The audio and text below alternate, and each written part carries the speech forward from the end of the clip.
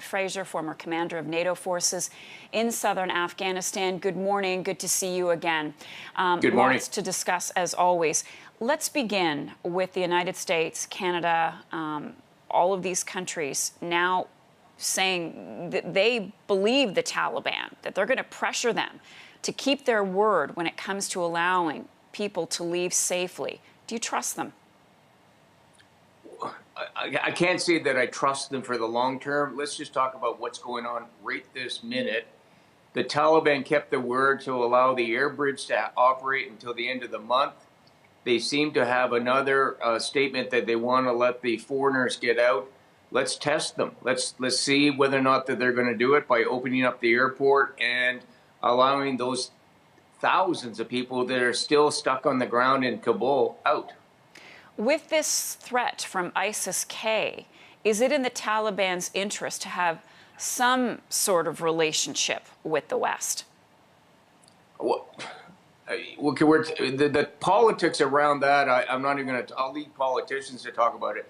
ISIS-K are there to be a disruptor to the entire process, but the Taliban have to form a government. They probably want their funds released. They've got all these thousands of people stuck in Kabul that they don't want. They've got enough problems on their desk. If they can get rid of some of these problems, they can get focused on other things.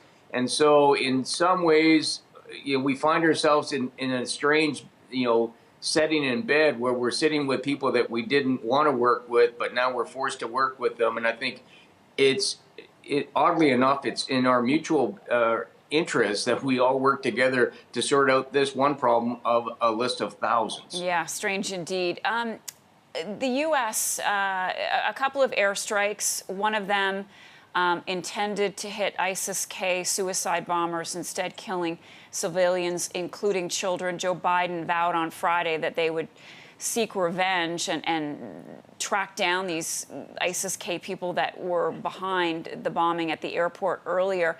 What do you make of the American action and the way that they're trying to retaliate?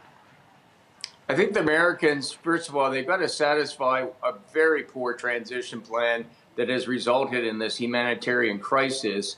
The air bridge, which was somewhat successful, but there are still thousands of people left on the ground. And tragically, we had a terrorist attack that killed 13 Americans.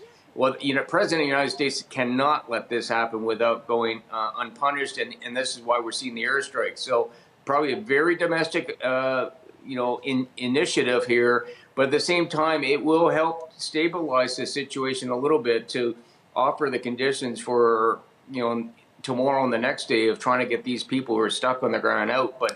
But the terrorists have shown their desire and will to do disrupting operations, which has just complicated this crisis even further. All right, I'm going to keep you for one last question. As we approach the deadline tomorrow, what are you watching for?